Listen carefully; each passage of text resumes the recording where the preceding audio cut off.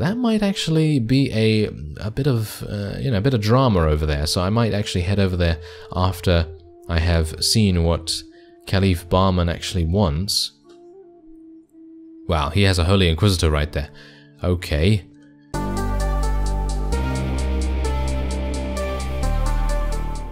Hello Reformers and welcome back to Prophecy of Pendor. Now when we left off we had just lent our companion Sigismund to the wonderful King Ulrich, who actually wanted us to do a pretty risky mission last time, and I declined. I actually declined for us to do that. And he actually responded in a pretty surprising way. So I'm pretty happy with that. And today we're going to be participating in a tournament, because obviously getting more money is always good, and maybe it will get me a little bit of experience as well. I'm going to sell one of these stubborn hunters now that I don't really need it, and there's another 2,300. I thought I'd just start here so you can actually see what the money is that I'm actually gaining, and I think, yeah, here we go. We're actually going to be able to sell to an actual ransom broker. It's pretty fantastic. Look at that. Empire Gladiators sells for 510 each, which is crazy good. Heavy infantry don't actually sell for that much, even though they're only, as far as I'm aware, they're only one step away from being Empire Gladiators, which is kind of weird to me, but yeah, Empire Legionnaires don't obviously sell for as much as the Gladiators. Mercenary Sergeants are pretty good too. I mean, we started this episode with how much? With 22,000 or something like that, and now we have almost 32,000. Even the Empire Knights sell for less than the Empire Gladiators. Wow, that says everything that you need to know, doesn't it? It literally says, hey, you're gonna need to get those Empire Gladiators and take them prisoner as quickly as possible. Alright, so there's Mercenary Sergeants there. I might actually decide to recruit them. Maybe, maybe not. It really depends. But at the moment, I think we're done here. And we're gonna enter the tournament in just a second. I'd like to just rest up a little bit first, though. Alright, so we've rested up a little bit and we are now ready to head into the tournament. So let us place a bet on ourselves, and we're going to be earning a huge amount if we are able to be victorious here. And we start with a two-handed sword. Bear in mind that we are in the Sarlian Kingdom, so we should have a higher chance to gain a lance, which is okay. I mean, we're pretty decent with a lance. We're okay. You know, we've got some decent enough polearms to go and everything. Not very good at using a two-handed sword, though. Yeah, that's the thing that I'm a bit, a little bit worried about, to be honest. But hopefully I'll be able to win at least the early rounds relatively easily. I mean, you can see here that we're able to deal a little bit of damage here and there, but not as much as I'd like. Oh, there's a hero adventurer. Yes, eliminate one of those very, very quickly indeed. Try and take those out early on, because if they stay alive, they are going to be absolute beasts to deal with later on. So hopefully we'll be able to do that. Oh, there we go. The horse is down, and now we just have to deal with... Oh, the Maiden Ranger. Nice. Wow. Maiden Ranger is pretty good. And there's an adventurer. Wow, I'm actually kind of surprised that we're doing exactly like this. Wow. I'm very surprised, actually. I thought we were going to have some big difficulties, because the last time I did a tournament, I didn't do exactly great, but we were using a lance, so it was a lot easier to make it work. But this time we're using a two-handed sword, which is not exactly the weapon that I'm familiar with, so that is obviously making a big difference in our proficiency and everything. We have a very low weapon proficiency with it, and I'm apparently going to get knocked off my horse very, very quickly here, which is not good. So I'm not entirely sure. Oh yeah, there we go. Take that guy out, and maybe I can take another one out. Nope. Nope. Okay. Yeah, I'm going to lose my horse. Yep, going to lose my horse, but that's okay. That's fine, as long as I don't get eliminated. Oh dear. Yes. Oh, nice. Oh, that was nice. Okay, so let's just deal some damage here. Try to limit damage to ourselves as much as we can, and... Oh yeah, take that. Take that, champion fighter. That is what you get. Oh yes, it is. There seems to be a 1 versus 1 here. Actually, a 2 versus 1, and apparently the... Wow. Yes, the hero adventurer apparently was so good that he decided to absolutely double kill those two guys, and then... tried to focus us down. But we were able to survive, amazingly enough. Alright, so let's take a look at the participants actually, just to see what's going on. Wow. Okay, Lethal Diren is actually participating in this tournament. That makes me a little bit daunted now, because if he is in a round where he is given a bow or something, I think we can basically just say goodbye. Maybe he's going to be on our team though. I think it would be kind of cool if he was on our team. That would make all the difference. It certainly would. Let's see if I can do a little bit of damage here. Oh, that was not good. Bad positioning on my part. Also bad positioning. Wonderful. Absolutely wonderful. Well, it's actually not going too badly though, because we are... Oh, there we go. He was actually low HP already. But yeah, our team is actually carrying me right here, which they didn't really do in the previous rounds, so it's kind of nice that they're picking up a bit of the slack of my ineptitude, I suppose you could say, because sometimes, you know, sometimes things just don't go your way, and you need a little bit of help from your friends, which is exactly what we're getting here. And there you go, Hero Adventurer, absolutely beasting the opponent. And we are able to advance to the next round. Okay, 2 teams with 3 fighters each.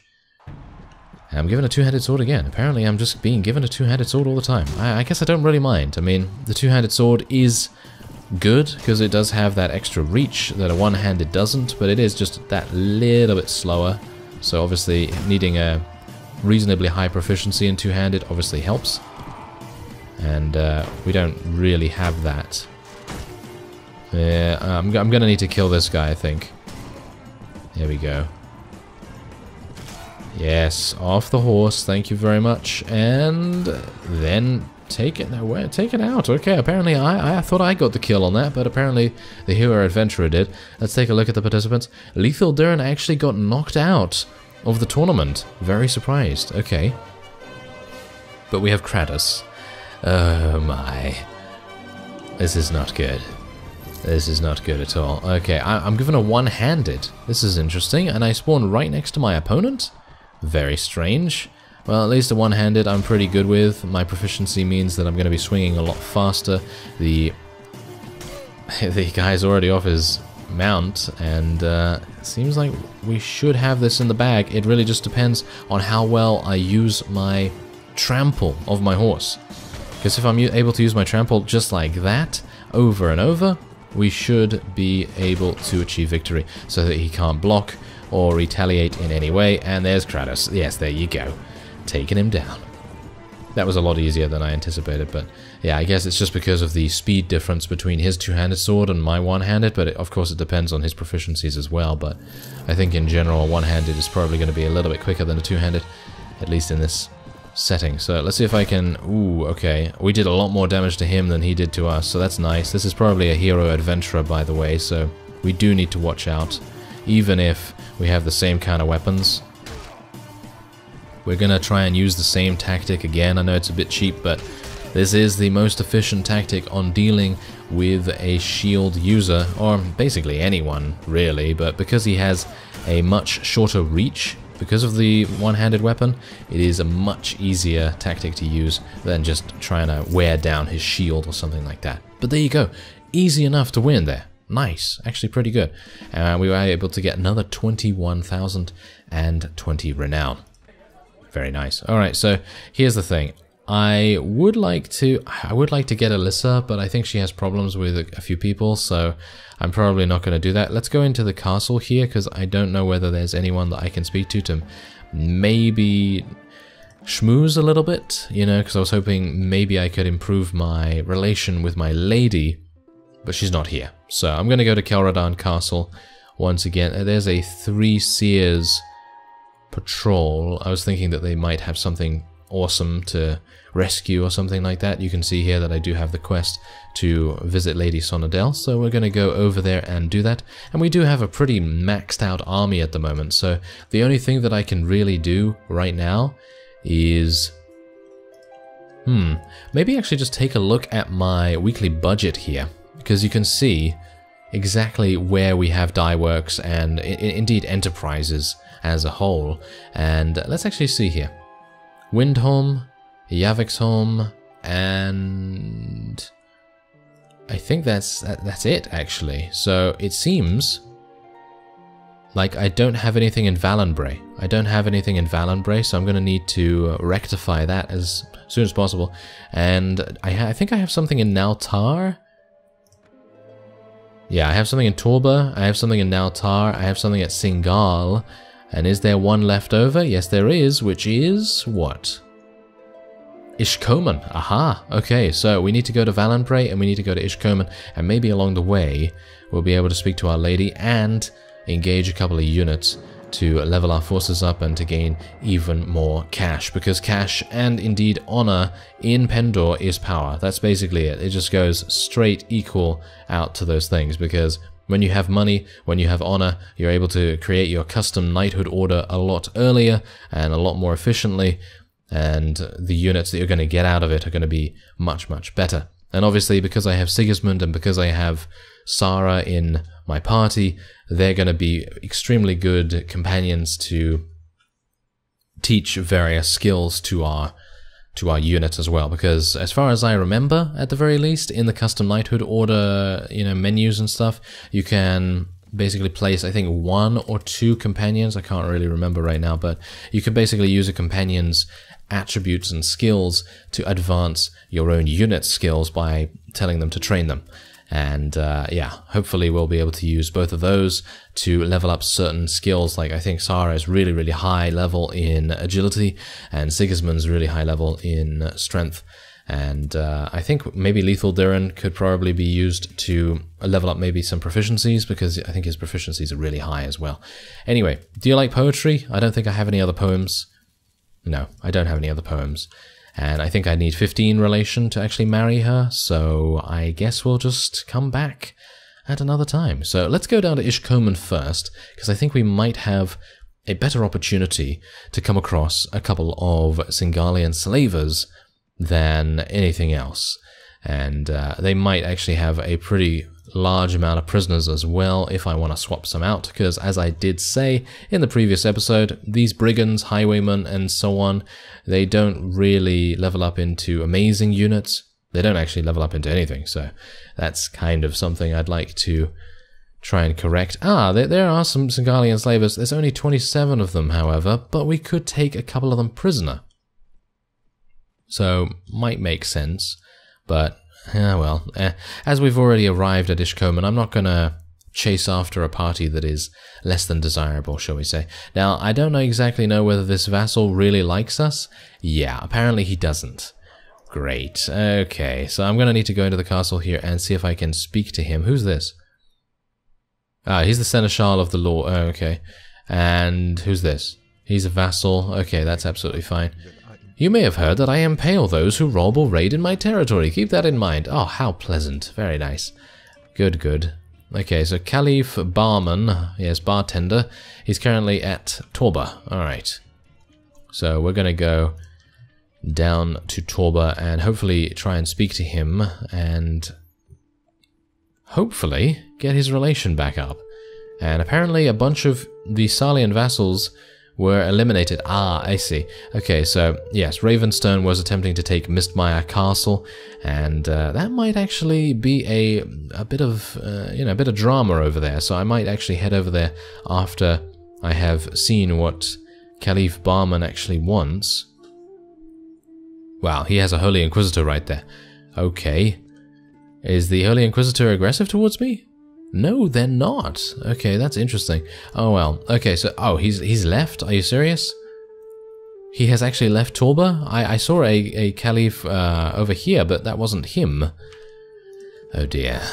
Oh dear. Okay, well, let's just speak to this fellow and see where he actually is then. I may or may not have an answer for you. Really? They're very difficult, aren't they? He's traveling. Okay, so he's traveling to Shaquilla. Right. Where is that? No, it's right there. Oh, okay, that's actually really close by. Actually, he might just be over here. No? No, he's not over here. Okay, well, let's go back this way then. Thank you, Holy Inquisitors, for not attacking me. And it seems like there might be a feast going on over here. Yeah, it seems like there was a feast going on, and everyone was there while their units are getting absolutely massacred by that Holy Inquisitor. That's kind of amusing. Anyway. He doesn't need my help? Are you sure? Are you sure about that? Are you very, very sure?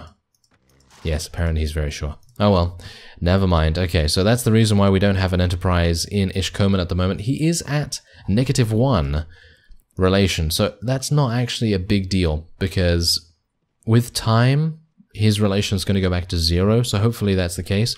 Otherwise, I'll just have to return to him at a later point. Anyway, I'm going to make my way over to Mistmeyer Castle and see if I can pick off a couple of Ravenstern vassals. Alright, so yeah, I've actually arrived at Mistmeyer Castle, and you can see that there's actually no one here. I don't exactly know why that is. I think it might be because they are attempting to take Eversald Castle from us, and I actually did see a vassal running off in this direction from Mistmeyer Castle, so I assume that's what they're doing, or at the very least they're trying to regroup and repopulate their reinforcements. That's probably what they're doing, and I'm not entirely sure what the Kingdom of Sarlian is doing, because I actually passed by 3 vassals around this area here, and they don't seem to be doing that much. I mean, Mistmeyer Castle, you can see, has been garrisoned up to the 9s, basically, and I don't blame the Sarlian vassals for not really wanting to attack at the moment. 341 is a pretty large number, and especially they have about 26 Ravenstern Rangers, who are arguably the best archers in the mod, with the exception of the special units like, you know, Noldor and so on and so forth. But let's actually just take a quick look and see what is actually going on here. Okay, yeah, well, this is what's going on, as you can see. This is kind of disappointing, really, because these guys have some really, really nice prisoners. I mean, you can see here that they actually have Duke Brennus as a prisoner, and it would be pretty cool for us to... Oh my, okay, there's actually a lot more than I thought. Never mind. Okay, yeah, I was actually thinking to myself, hey, you know, maybe if I defend Eversald Castle, even though it's not really going to get me that much, but, you know, it will get me renown and things like that, but yeah, anyway.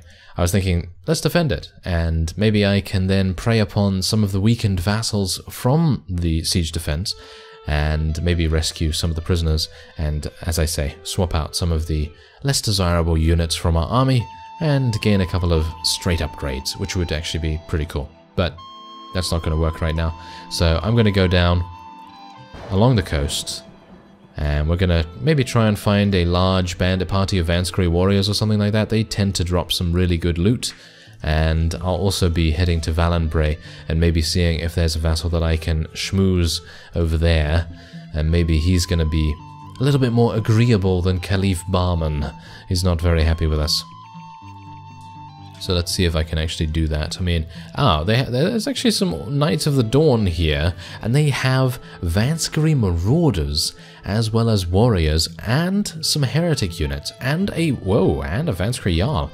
That's pretty cool. I think we're actually going to try and attack them.